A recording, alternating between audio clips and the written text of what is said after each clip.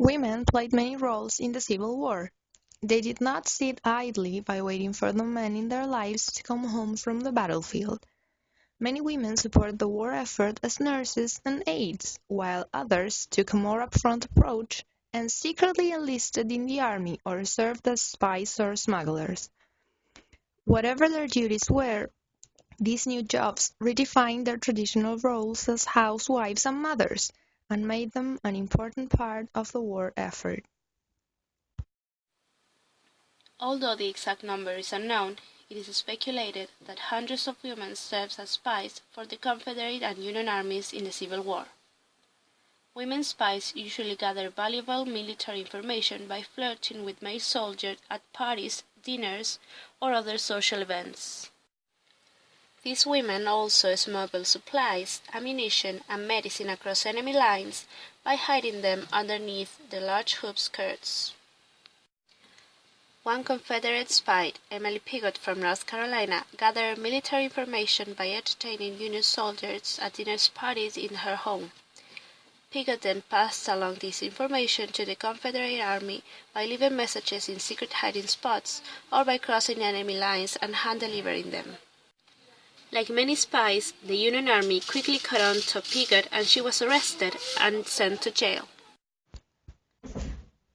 Between 2,000 to 5,000 women volunteered as nurses during the Civil War. According to the book Women in the Civil War, so many women eagerly volunteered for the job they earned a nickname from the press: Florence Nightingales. Nursing was a gruesome job that provided an up-close look at the horrific casualties of the war. Civil War nurses cleaned and bandaged wounds, fed soldiers, dispensed medication, and assisted surgeons during operations and medical procedures like amputations. Many women participated in war relief efforts, such as sewing circles where they made clothing for soldiers, or they held charity drives where they gathered food, medical supplies, and bedding for local military encampments and hospitals. Women also raised money through fundraisers and charity events, such as the Sanitary Fair in Chicago in 1863. These fairs were held all around the country and raised funds for much-needed medical supplies and equipment by auctioning off donated items. Although women were forbidden to join the military at the time, over 400 of them still served as secret soldiers in the Civil War. A handful of these women even fought in the famous battles of Gettysburg and Antietam. In order to enlist, these women disguised themselves as men and adopted masculine names.